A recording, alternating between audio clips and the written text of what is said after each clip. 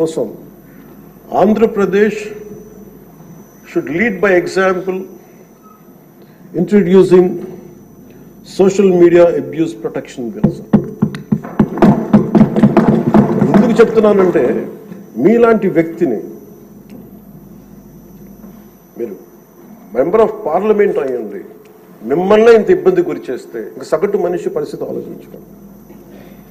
3 ఏళ్ల బిడ్డలు 5 ఏళ్ల బిడ్డలు కూడా రేప్ చేస్తున్నారు, క్రిమినల్స్ అంతా చెలరేగిపోతున్నారు అంటానికి కారణం ఈ చట్టసభలు ఇష్టారాజ్యంగా మాట్లాడి దానికి ఒక క్రిమినల్ నక్సెస్ లాగా ఇందాక ఎస్కోబార్ ఒక డ్రగ్ కార్టెల్ స్టార్ట్ చేస్తే వీళ్ళ క్రిమినల్ ఎంపైర్ని గార్డ్ చేసుకోవడానికి ఒక సోషల్ మీడియా ఒక అబ్యూసివ్ కార్టెల్ స్టార్ట్ చేసి ప్రజల్ని భయభ్రాంతులను చేసి అందరినీ భయపెట్టేసి కంట్రోల్ చేయడం, నియంత్రించడం.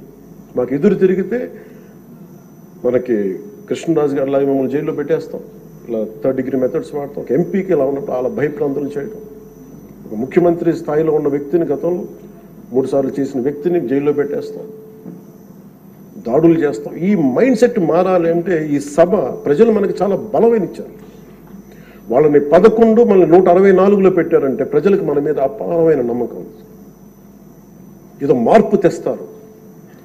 అభివృద్ధి డెవలప్మెంట్తో పాటు వాళ్ళు కోరుకుంటుంది స్వేచ్ఛ వాయువులు పీల్చాలి, భయపడకూడదు. మీరు వస్తే చూడండి నవ్వులు పువ్వులు విరుస్తున్నాయి ఇక్కడ. ఇదే అట్మాస్ఫియర్, ఇదే వాతావరణం రాష్ట్రం అంతా ఉండాలని మనస్ఫూర్తిగా కోరుకుంటాం. మనం ఎంత ఆనందంగా నవ్వుతున్నాం. మనం సీరియస్ ఇష్యూస్ మాట్లాడుతున్నాం, మనకి వ్యతిరేకమైన విభేదాలు ఉంటాయి, అభిప్రాయ భేదాలు ఉంటాయి, ఒకటి సాధించుకోవడానికి భిన్నమైన అభిప్రాయాలు వస్తాయి. కానీ ఇదంతా కూడా చాలా సుహృద్భావ